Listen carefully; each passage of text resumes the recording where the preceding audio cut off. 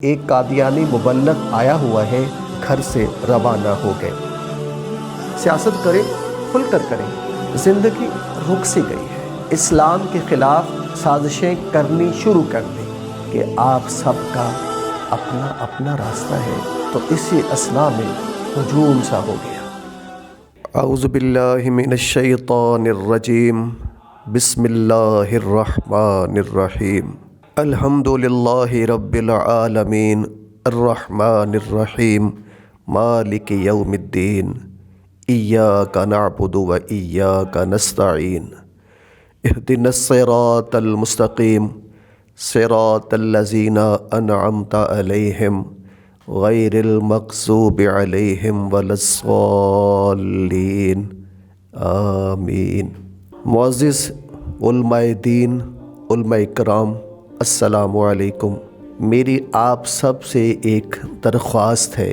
آج میں نے ایک کہانی پڑھی۔ جب میں اس کہانی کو پڑھ رہا تھا تو میرا دل جو ہے وہ رو رہا تھا، تو وہ روتے ہوئے دل کے ساتھ میرے دل نے چاہا اور یہ فیصلہ کیا کہ کیوں نہ یہ کہانی میں آپ کے سامنے دہرا دوں۔ حالانکہ آپ مجھ سے بہتر جانتے ہیں، لیکن پھر بھی عرض ہے، درخواست ہے کہ پہلے میری کہانی کو سن لیجئے، پھر ہم آپ سے بات کرتے ہیں۔ یہ کہانی ہے ایک عالم دین کی۔ آپ کا بیٹا آج شام تک کا مہمان ہے، اس کا کوئی علاج نہیں۔ ڈاکٹر کے یہ الفاظ سن کر مولانا رو پڑے اور اپنے بیٹے کو گھر لے آئے۔ گھر پہنچے ہی تھے کہ دروازے پر دستک ہوئی۔ مولانا دروازے پر گئے، باہر ایک بوڑھے شخص کو کھڑے پایا۔ حضرت نے سلام دعا کے بعد پوچھا، بابا جی خیریت سے آئے ہو؟ تو وہ کہنے لگا، خیریت سے کہاں آیا ہوں، ہمارے علاقے میں ایک قادیانی مبلغ آیا ہوا ہے، وہ لوگوں کو گمراہ کر رہا ہے، پوری امت گمراہ ہو رہی ہے اور آپ گھر سے ہی نہیں نکل رہے۔ مولانا نے جیسے ہی یہ بات سنی، آپ کی آنکھوں سے آنسو بہہ پڑے۔ چند کپڑے، کتابیں اور ضروری چیزیں بیگ میں ڈالیں اور گھر سے روانہ ہونے لگے۔ بیوی نے دامن پکڑ لیا اور کہنے لگی، مولانا آخری لمحات میں اپنے نوجوان بیٹے کو اس حالت میں چھوڑ کر جا رہے۔ مولانا نے آسمان کی طرف نظریں اٹھائیں اور کوئی جواب نہ دے سکے تو جاں بل بیٹے نے کہا، ابا جان میں آج کا مہمان ہوں، چند لمحے تو انتظار کر لیجئے، میری روح نکل رہی ہے، مجھے اس حال میں چھوڑ کر جا رہے ہو۔ مولانا نے اپنے نوجوان بیٹے کو بوسہ دیا، رونے لگے اور فرمایا، اے بیٹے، بات یہ ہے کہ میں محمد صلی اللہ علیہ وآلہ وسلم کے دین کی خاطر جا رہا ہوں۔ کل قیامت کے دن حوض کوثر پر ہماری تمہاری ملاقات ہو جائے گی، یہ فرمایا اور گھر سے روانہ ہو گئے۔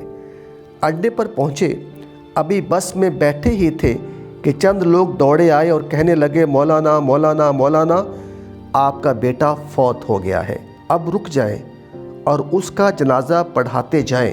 مولانا نے روتی ہوئی آنکھوں سے مگر مضبوط لہجے میں فرمایا، جنازہ پڑھانا فرض کفایہ ہے اور امت محمدیہ صلی اللہ علیہ وآلہ وسلم کو گمراہی سے بچانا فرض عین ہے، فرض عین کو چھوڑ کر فرض کفایہ کی طرف نہیں جا سکتا۔ پھر وہاں سے روانہ ہو گئے۔ اس علاقے میں پہنچے، اللہ تعالیٰ نے کامیابی عطا کی اور قادیانی مبلغ شکست کھا کر بھاگ گیا۔ 3 دن بعد مولانا گھر واپس پہنچے۔ بیوی قدموں میں گر گئی اور رو رو کر کہنے لگی، مولانا جب آپ جا رہے تھے تو بیٹا آپ کی راہ تکتا رہا اور کہتا رہا، جب ابا جان واپس آئے تو انہیں میرا سلام عرض کر دینا۔ مولانا نے جب یہ سنا تو فوراً اپنے بیٹے کی قبر پر گئے اور دعا مانگنے لگے، اے اللہ ختم نبوت کے وسیلے سے میرے بیٹے کی قبر کو جنت کا باغ بنا دے۔ مولانا دعا مانگ کر گھر واپس آئے تو رات بیٹے کو خواب میں دیکھا۔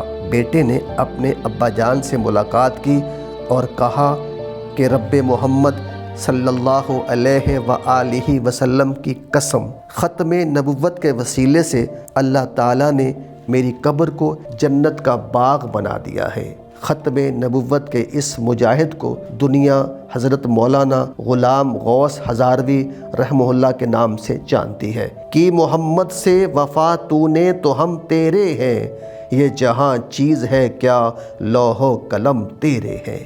میری معزز ترین علماء کرام سے درخواست ہے کہ اس وقت ہمارا ملک انتہائی مشکل ترین حالات سے گزر رہا ہے، خوف و ہراس پھیلا ہوا ہے، زندگی رک سی گئی ہے اور کچھ بھی نظر نہیں آ رہا۔ جب کچھ نظر نہیں آتا تو پھر اللہ نظر آتا ہے۔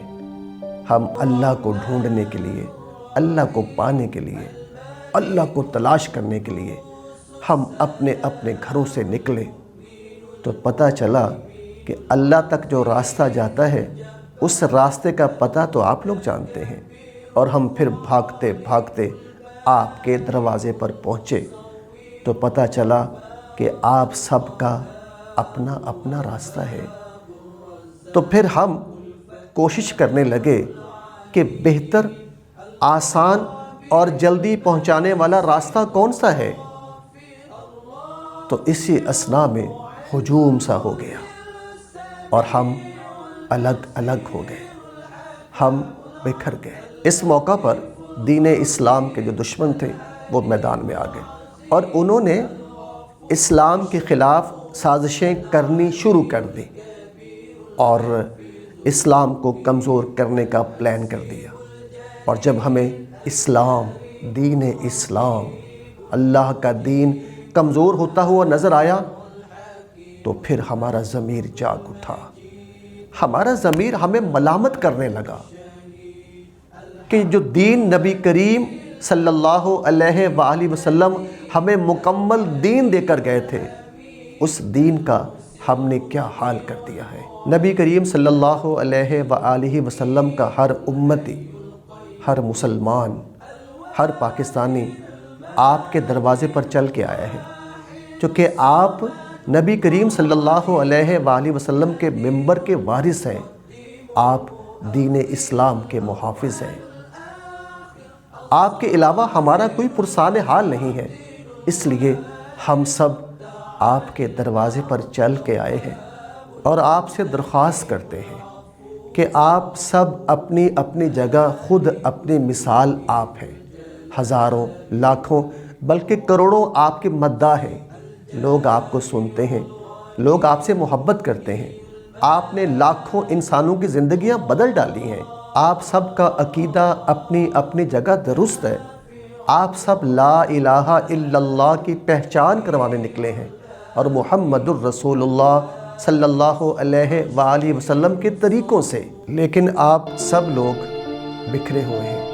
آپ کے باہمی اندرونی جو جھگڑے ہیں یہ آپ مل بیٹھ کر گھر میں حل کر لیجئے گا۔ ابھی آپ سب کو، میری آپ سب سے درخواست ہے کہ آپ سب کو ایک پیج پر آنا ہوگا، آپ سب کو متحد ہونا ہوگا، آپ سب کو ایک ہونا ہوگا اور مل کر جو دین اسلام کے خلاف جو سازشیں ہو رہی ہیں ان سازشوں کو آپ نے بے نقاب کرنا ہے۔ وقت آ گیا ہے اور میں اپنی حکومت سے بھی درخواست کرتا ہوں کہ آپ اپنے سیاسی، سماجی، اقتصادی، قانونی جو مسائل ہیں انہیں آپ خود دیکھیں، سیاست کریں، کھل کر کریں، یہ آپ کا حق ہے۔ لیکن جب باری دین اسلام کی آئے تو آپ نے ان حضرات سے پوچھنا ہے کہ شریعت محمدی، دین محمد کیا کہتا ہے؟ جو دین محمد کہتا ہے اس پر فیصلہ صادر فرما دیں۔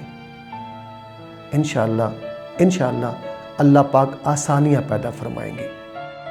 امام کعبہ شیخ السدیس، علم کا سمندر، شیخ الاسلام پروفیسر علامہ ڈاکٹر طاہر القادری، سچا کمانڈر محترم ڈاکٹر ذاکر نائک، مبلغ اسلام مفتی منیب الرحمن، دین اسلام کا اثاثہ مفتی تقی عثمانی، ہر دل عزیز انسانوں کا انجینئر مولانا طارق جمیل، محبت کا سرچشمہ ثاقب رضا مصطفی، دلیر، بہادر، نڈر، سپاہی ختم نبوت جناب خادم حسین رضوی، دین اسلام کا بہادر سپاہی جناب آصف اشرف جلالی، دین شریعت کا پاسبان علامہ زبیر احمد ظہیر، شریعت کا چمکتا دمکتا ستارہ پروفیسر محمد یاسین ظفر، حق اور سچ کی بلند آواز مفتی طارق مسعود، حق اور سچ کا داعی